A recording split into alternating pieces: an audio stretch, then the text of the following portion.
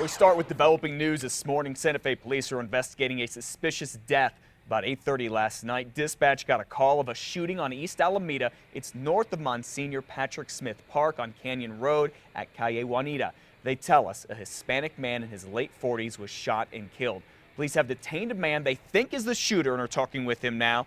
The area was closed overnight as officers investigated. They said they'd let us know when the road reopens.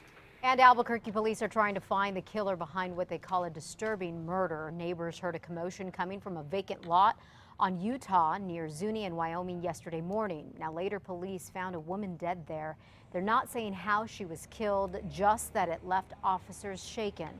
Witnesses spotted a man leaving the scene. He's described as 5'4", heavy-set with short hair, wearing black jeans and a red t-shirt. Back to your overnight news. A couple of cars crashed at Eubank and Parsifal. Albuquerque police tell us 3 people inside one of those cars took off running afterward. Cops found 2 of them so far, and police say inside the car they found what is called a till box. It's that thing inside of a cash register that holds the cash, and they say there was some money in it. Now they're investigating whether the people in that car were involved in a robbery. Well, at 6:02, there's a new fleet of crime-fighting tools around Albuquerque. Yes, the city just unveiled a $45,000 mobile surveillance camera stationed at Pat Hurley Park. Comes equipped with floodlights, a PA system to scare off criminals, and police can actually see the cameras 24/7.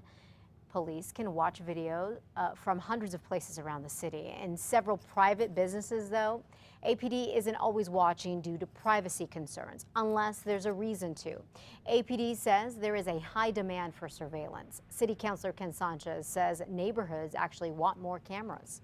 We went and reached out to the neighbors, talked to the neighbors, and asked them about the privacy issue, and they were more concerned about safety. They said we would not mind the cameras at all if we knew our parks were going to be safe to take our family members. Money for the cameras at Pat Hurley Park came from City Council District 1, where they set aside funds. Well, it won't be just cars and houses as bait anymore. The APD bait system has been so successful catching crooks, the department now plans to put the bait on smaller things. We're talking anything from bicycles, tools, computers, to tires, rims, stereos, and more. Police can put the bait on just about anything thieves can get their hands on. APD is also now teaming up with Rio Rancho Police and the Bernalillo County Sheriff's Department. This isn't just about bait cars anymore. It's about bait items. It's about us putting items out there in the community in hope that somebody steals it. Albuquerque police say it's also putting up these signs across the city. They warn anyone thinking about stealing that bait cars are in the area. Liz? The feds need more time to choose educational contractors for the immigrant children who are being detained at the Federal Law Enforcement Training Center in Artesia. It's federally mandated, just so you know, that the center provide educational service for the undocumented children. Artesia's mayor, Phil Birch, says ICE, the U.S. Immigration and Customs Enforcement, needs additional time to choose among educational contractors. Currently, more than 600 women and children from Honduras, Guatemala, and El Salvador are being detained in Artesia, awaiting either deportation or asylum. The first wave of National Guard troops has taken up observation posts along the Texas-Mexico border. The Texas National Guard says several dozen soldiers deployed in the Rio Grande Valley are part of the nearly 1,000 troops that Governor Rick Perry called for last month. The first batch has been specifically trained to man observation towers reporting suspicious activity. Now, this is part of a joint counter-drug task force. This deployment is costing an estimated $12 million a month. U.S. Attorney General Eric Holder is promising the family of a teenager killed by police in Missouri this week a full, independent civil rights investigation. Protesters gathered again last night in Ferguson, Missouri, as they have each night since Michael Brown was shot and killed by a police officer. That was last Saturday. He did not have a weapon. He was just 18 years old. The protest and the protesters have clashed with police in body armor using tear gas, smoke bombs, and stun grenades and more. Attorney General Holder says it's clear this has to stop.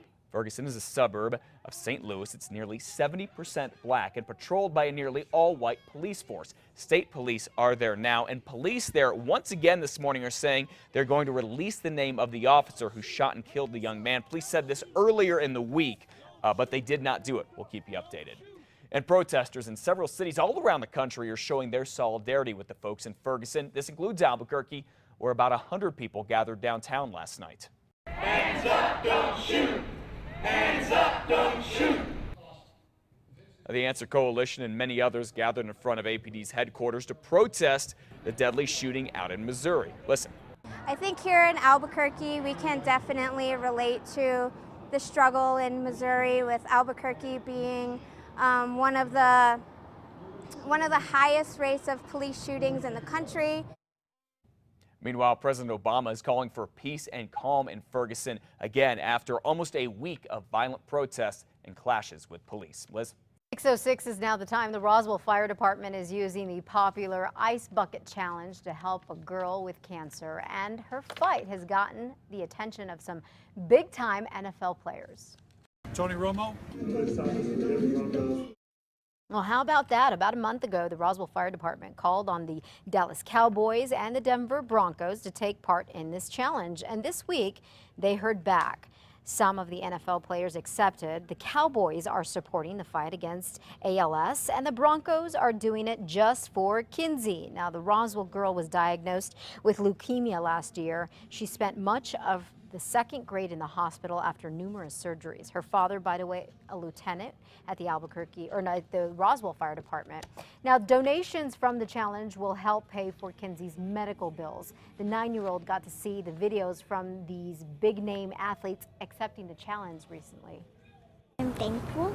It's amazing to see the support from people of their status. I mean, they're famous. Kinsey is in remission and is excited to be starting school on Monday. That is just fantastic. Good So for happy. her. Yes. It's awesome that these athletes are doing it, particularly for Broncos, to go out of their way to do it for a little gal from New Mexico. By the way, you know, you hear a lot about this Ice Bucket Challenge, so you wonder all over what is it Facebook, really too, doing? yeah. It is.